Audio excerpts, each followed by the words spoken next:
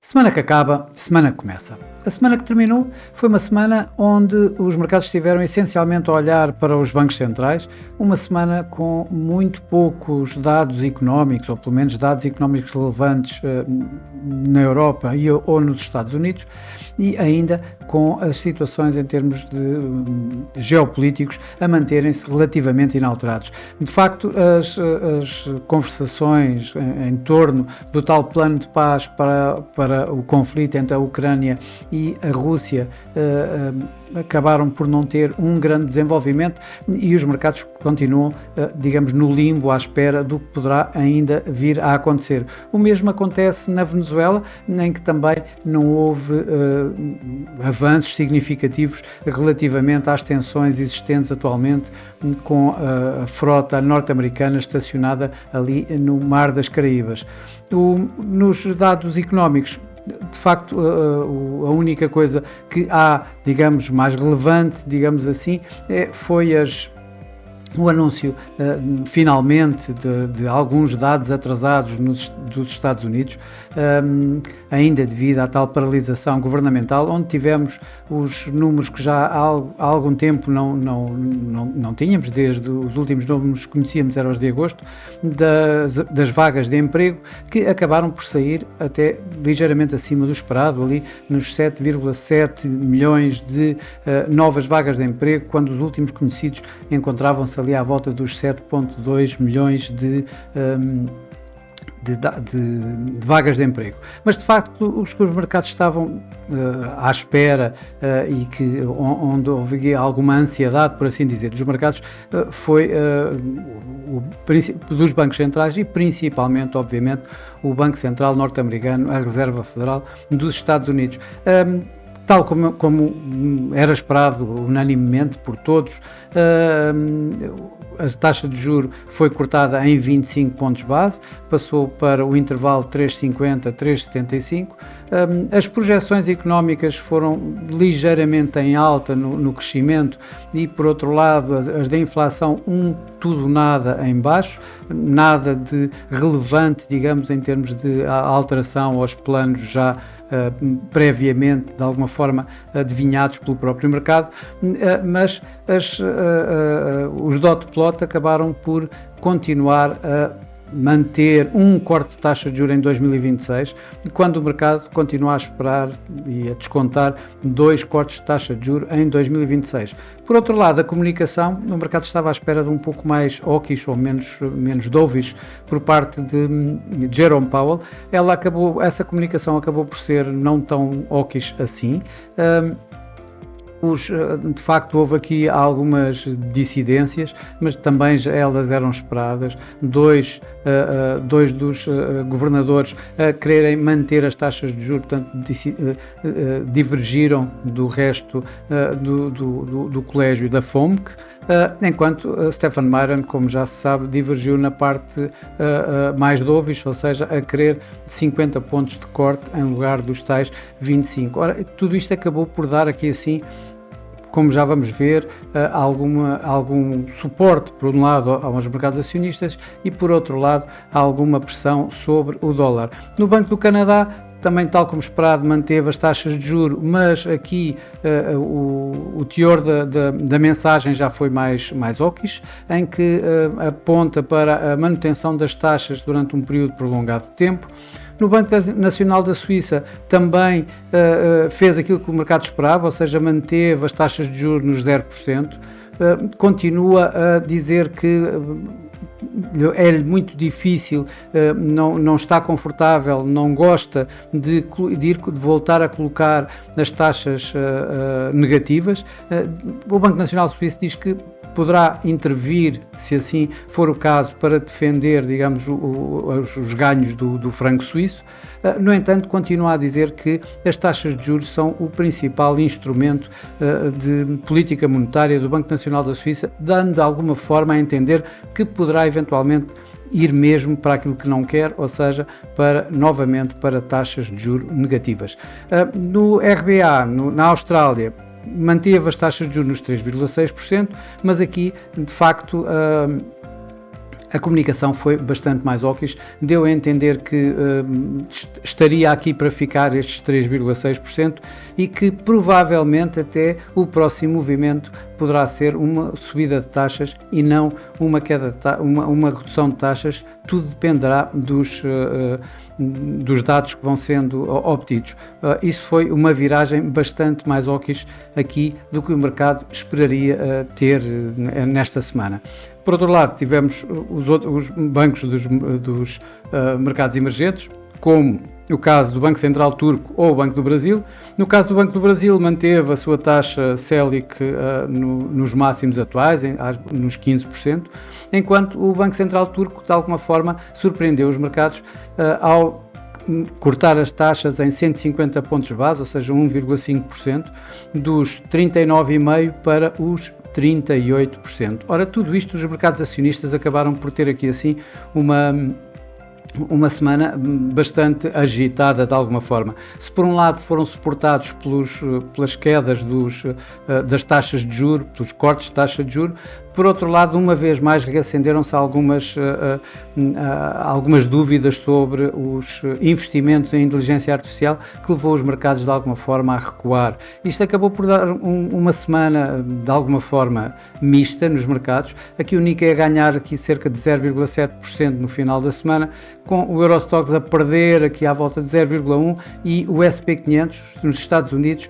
a perder 0,6%. Isto quando andam a fazer novos máximos. Aliás, o Dow Jones nos Estados Unidos acabou mesmo, teve mesmo um novo fecho recorde durante esta semana. Por cá, o PSI acabou por perder 2,4%, muito à custa das perdas da Galp, que perdeu esta semana uns relevantes 20%, quando foram dadas as notícias do negócio na Namíbia, que acabou por levar não foi bem aceito em termos dos investidores, já que o negócio que se esperaria que houvesse um encaixe de capital na Galp acabou por não acontecer e acabou por ser sim uma troca de algumas participações, nomeadamente com a Total a ficar com 40% do negócio da Namíbia, da exploração da Namíbia da Galp. Ora, isso acabou, como devemos aqui, a pressionar bastante o PSI, que ainda teve aqui um suporte da Sonai de 3,7%. Por outro lado, no mercado cambial, o que vimos essencialmente foi as perdas do dólar, foi o grande predador da semana.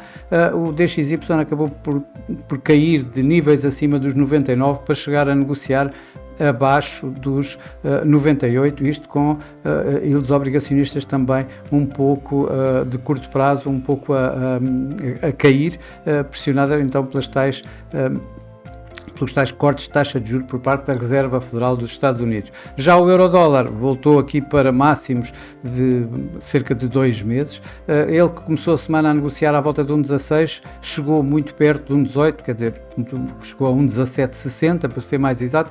De qualquer das formas, o mercado cambial continua, no euro-dólar em especial, bastante pouco volátil, e tivemos aqui uma semana em que tivemos 150 pips de desvio entre máximos e mínimos durante esta semana, mesmo com tudo isto.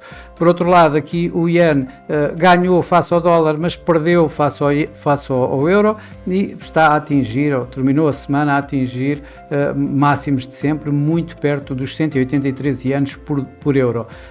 A Libra também esta semana acabou por perder, isto com dados do PIB abaixo do esperado, a mostrar em contração uma vez mais, os números mensais, e em véspera, digamos, da reunião do Banco de Inglaterra. O franco suíço foi uma das moedas que mais ganhou durante esta semana, ganhou face ao euro e ganhou face ao dólar. O dólar australiano com aquela volta hawkish por parte de Michel Bullock, acabou por voltar a ganhar. Face ao dólar chegou muito perto de 0,67 e o dólar canadiano também ele ganhou com um misto das perdas do dólar e dos ganhos do Canadá face à posição mais hawkish por parte do Banco do Canadá, acabou por trazer o dólar Canadá abaixo dos 1,38. No Brasil, o real acabou por negociar em alguma volatilidade, mas no final da semana acabou praticamente aos níveis onde tinha começado, apesar de, mais uma vez, o Banco do Brasil manter as suas taxas nos 15%. Nos outros mercados emergentes, destaco a lira turca, que continua a perder. Esta semana voltou a registar o dólar face à lira turca, registrou novos máximos, ou seja, mínimos da lira turca face ao dólar e mínimos da lira turca face ao euro durante esta semana. Já o peso mexicano voltou a ganhar, desta vez está a negociar, está a atingir mínimos e a negociar em torno dos 18 pesos por dólar norte-americano. Nas commodities, tivemos aqui também aquilo que nos tem habituado, ou seja, os preços do petróleo em queda, os preços do ouro em alta. Esta semana, de facto, um dólar mais fraco e as taxas de juros a serem cortadas foram, digamos, terreno fértil para o ouro, que acabou por ganhar no final da semana aqui cerca de 2%, numa altura em que também as tensões geopolíticas abrandaram mesmo assim, ou seja, não deram mais força ao ouro do que ele continua a ter, e que terminou aqui à volta dos 4.300 dólares por onça de ouro. Já o petróleo, mais uma vez, os mercados continuam receosos da falta de procura por parte do mercado, ainda por cima com a EIA num relatório apontar para mais oferta no próximo ano e ainda a apontar para que os preços do Brent possam cair para os 55 dólares, acabou por pôr mais pressão nos preços do petróleo, com o Brent esta semana a perder aqui 4% e o WTI a perder um pouco mais do que os 4%. Bom, nesta semana que vai entrar, os mercados vão novamente olhar para bancos centrais, e vão, desta vez sim, olhar para muitos dados económicos. São, de facto, bastante dados económicos durante esta semana, principalmente vindo dos Estados Unidos. Em termos de geopolíticos, o mercado também vai estar atento ao que vai continuar a acontecer nas negociações para o plano de paz, na medida em que Donald Trump quer que até ao Natal isso seja resolvido, por assim dizer, mas nada nos está a dar ideia de que possa ser nestes próximos dias a situação resolvida. No outro caso, em termos dos dados económicos, tal como disse, que vão ser imensos dados económicos, mas eu diria que destacaria alguns, como os PMIs, mais uma vez mais importantes na Europa ou para a zona euro do que para os Estados Unidos, onde também é esperada aqui assim a continuação de um crescimento na atividade económica e, portanto, a manter a tal situação do Banco Central Europeu, a manter as suas taxas inalteradas. Por outro lado, nos Estados Unidos vamos ter finalmente os non-farm payrolls atrasados, e, portanto, aqui assim poderemos ter, na medida em que o Fed acabou por dar a manter, digamos, a dependência de dados, os dados que vamos ter nesta semana, tanto a nível de mercado de trabalho como também da própria inflação, que poderão acabar por ter aqui assim algum impacto nos mercados, pelo menos a descontar ou pelo menos a avaliarem ou reavaliarem a tal situação dos cortes de taxa de juros para o próximo ano 2026, que, como disse, os dot plot apontam para mais um corte e os mercados estão a continuar a descontar 2 cortes de 25 pontos durante esse ano. Os mercados continuam também a olhar para os bancos centrais. Vamos ter o Banco do México, provavelmente, vai cortar a sua taxa em mais 25 pontos, cortando-a de 7,25% para 7%. Já nos países nórdicos, tanto na Suécia como na Noruega, os respectivos bancos centrais deverão manter inalteradas as suas taxas de juros. Por cá, o Banco Central Europeu deverá manter a sua taxa de juros, acho que é aceito por todos que irá manter as suas taxas de juros. Christine Lagarde continua a dizer que estamos num bom sítio, num bom momento. A inflação está de alguma forma controlada neste momento, estamos com algum crescimento económico, portanto não há razões nem para cortar taxas de juros, nem para as subir, apesar de termos sempre Isabel Schnabel, que esta semana acabou por dar indicações de que o próximo movimento no Banco Central Europeu seja uma subida. Eu creio que Christine Lagarde não irá, digamos, para já por esse tipo de comunicação e vai sim manter a comunicação que tem tido ultimamente. Estamos num bom sítio, devemos continuar assim, continuamos dependendo dos dados e conforme eles apareçam assim, o Banco Central Europeu irá reagir. O Banco de Inglaterra é também unanimemente esperado aqui assim um corte de taxa de juros, embora de alguma forma renhido. Na última reunião foram 5 votos a favor da manutenção e 4 para cortar taxas de juros. Provavelmente nesta vamos ter não exatamente a mesma coisa, mas o mesmo rácio, ou seja, desta vez para um corte de taxa de juros, provavelmente 5 para o corte de taxas de juros e 4 para a manutenção, e provavelmente vamos ter uma queda das taxas no Reino Unido dos 4% para os 3,75%. No Banco do Japão temos o inverso, ou seja, o mercado está à espera, de forma mais ou menos tranquila, que haja aqui assim um aumento de taxa de juros dos 0,5% para os 0,75%. Isso poderá de alguma forma criar aqui assim algum suporte novo ao iene, alguma pressão sobre os mercados acionistas japoneses, mas mais do que isso será a comunicação de Kazuo Ueda que irá ter aqui assim alguma influência, ou seja, se Kazuo Ueda disser que provavelmente isto foi uma subida de taxas e não irá continuar, não der indicações de que poderão continuar durante 2026, provavelmente isto será uma subida um pouco dovish e com as repercussões, nomeadamente no iene, que sejam de voltar a cair o iene. Por outro lado, se ele continuar a dizer que está no caminho de uma normalização da política monetária, então aí vamos continuar, digamos, na senda que temos tido, ou seja, com os mercados a anteverem a probabilidade do Banco do Japão continuar a subir taxas de juros. Bom, e por esta semana é tudo. Bom, também é tudo durante este ano. Este é o último vídeo deste ano.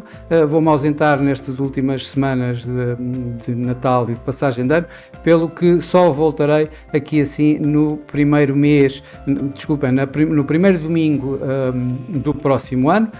Desejo a todos boas festas, um Feliz Natal e um fantástico 2026 e já agora bons negócios para todos. Até lá, até para o ano.